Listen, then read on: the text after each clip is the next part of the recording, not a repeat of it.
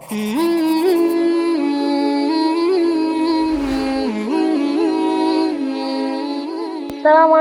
warahmatullahi wabarakatuh. Kenalin, gue Indri dari mahasiswa STT Terpadu Nurul Fikri angkatan 2018.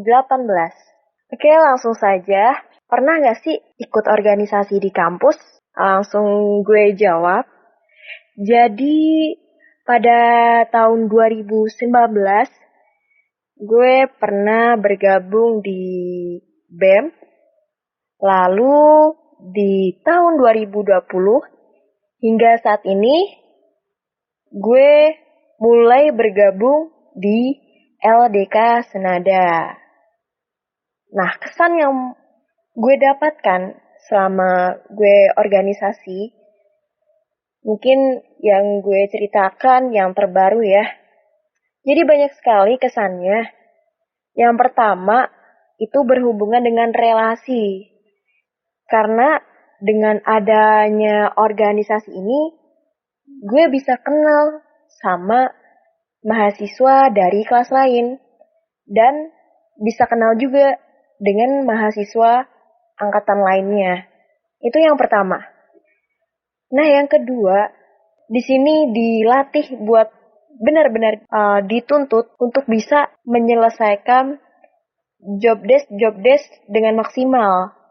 Ya walaupun mungkin awalnya memang masih banyak kekurangan dan memang harus belajar.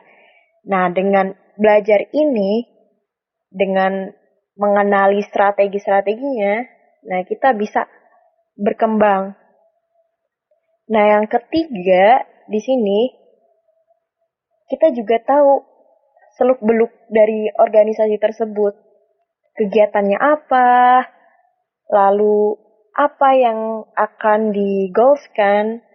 Jadi mungkin bagi gue sebelumnya, gue tidak ada bayangan gitu. Tetapi dengan organisasi ini, gue paham. Sebenarnya, apa sih tujuan organisasi? Pentingnya apa? Kasih feedbacknya tuh apa? Nah, mungkin masih banyak lagi ya.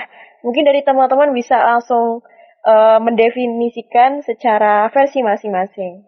Nah, untuk pengalaman yang berkaitan dengan pekerjaan yang dituju. Oke, ini mungkin yang dimaksud adalah pekerjaan pribadi ya.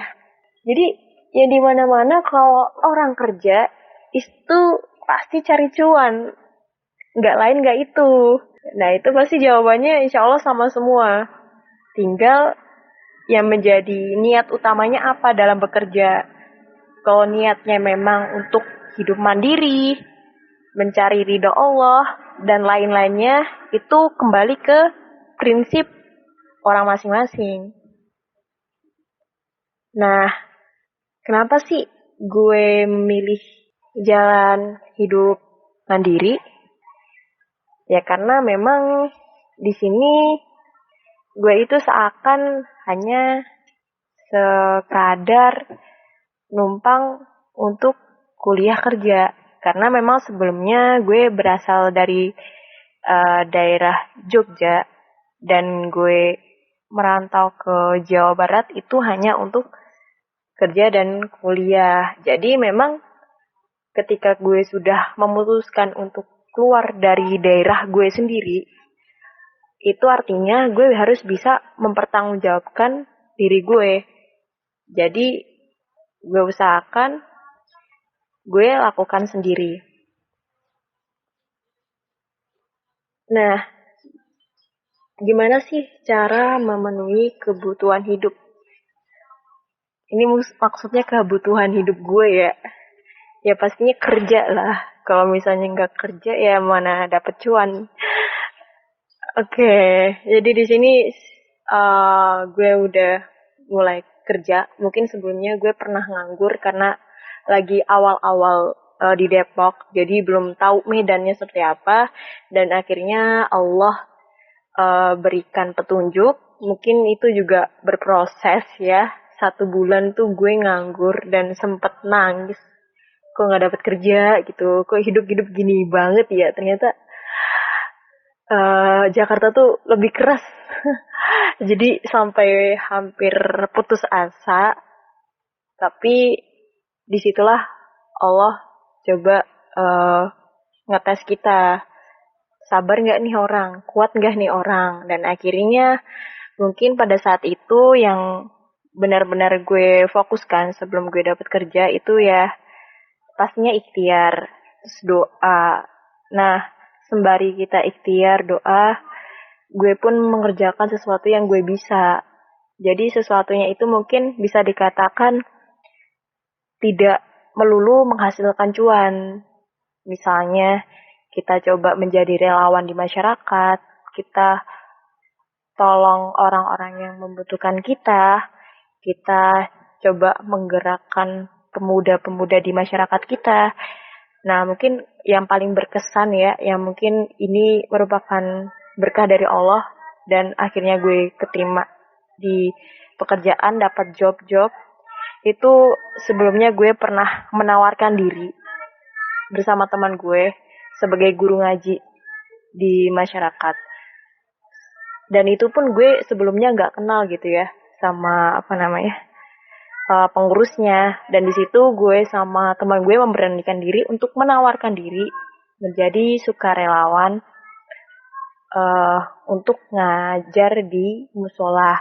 Dan masya Allah setelah itu alhamdulillah sekali sedikit demi sedikit ada aja peluang gitu ya buat kita menghasilkan uang. Nah mungkin kalau awal-awal itu gue coba ngajar bimbel. Nah, ngajar bimbel dan akhirnya mungkin bisa dikatakan lumayan lah ada pendapatan. Nah, setelah ngajar bimbel, gue rasa ternyata masih kurang nih buat kebutuhan-kebutuhan ini.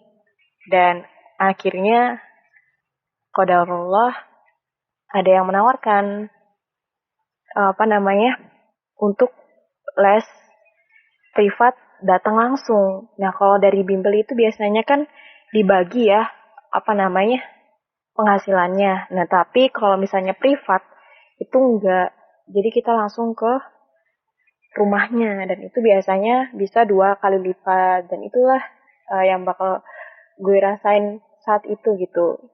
Jadi itu benar-benar bertepatan sekali ketika gue udah mulai ngajar di musola, berbagi ilmu yang gue dapatin sebelumnya.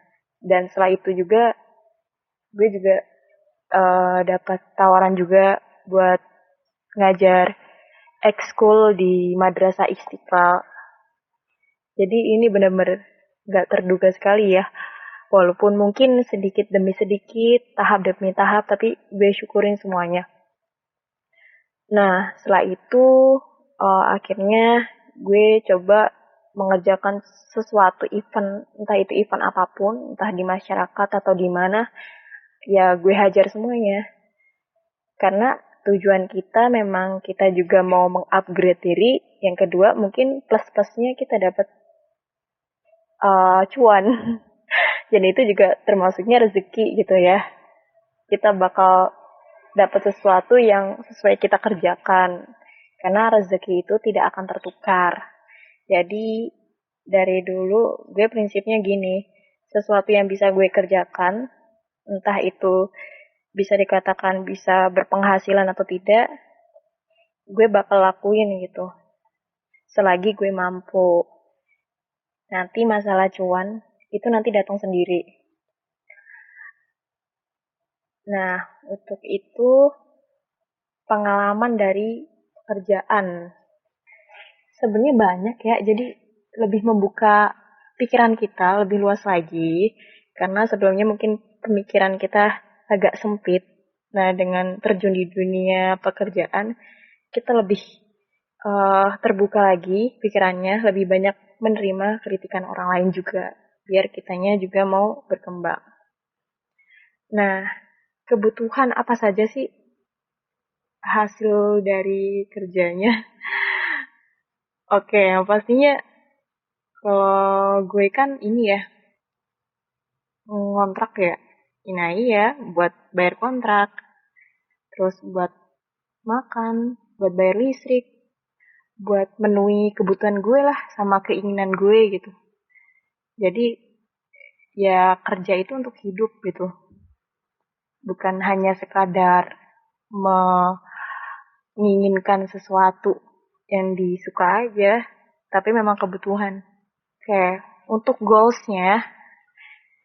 yang udah gue dapetin selama gue kuliah ini, iyalah, yang pertama pasti ya, gue udah coba bisa berbaur sama masyarakat, entah gue dimanapun beradanya, tapi gue berusaha terus kontribusi di masyarakat.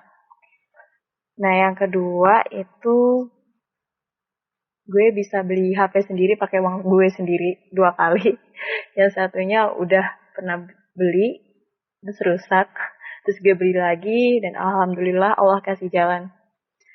Terus goals selanjutnya, alhamdulillah gue akhirnya di semester 5 udah bisa beli laptop sendiri. Karena sebelumnya gue kesulitan sekali buat mengerjakan tugas karena tidak ada laptop. Dan akhirnya gue nabung dan akhirnya Allah izinkan gue memiliki laptop di semester 5. Nah, goals selanjutnya masih banyak sih. Lebih jelasnya ada di buku diary gue. Jadi mungkin itu saja yang bakal gue share. Sebenarnya dari teman-teman itu banyak sekali pengalaman versi kalian masing-masing. Mungkin kalian juga punya cerita. Di sini juga gue lagi proses menulis buku. Jadi doakan semoga diberikan ketuntasan sampai akhir agar semuanya bisa langsung gue tuangkan ke dalam buku gitu. Oke, mungkin dari gue cukup. Terima kasih yang sudah mendengarkan. Mohon maaf kalau misalnya banyak sesuatu yang tidak terduga ataupun ada salah kata. Mohon dimaafkan ya teman. Oke, mungkin itu saja. Sampai jumpa di podcast selanjutnya dengan pengisi yang berbeda. Assalamualaikum warahmatullahi wabarakatuh.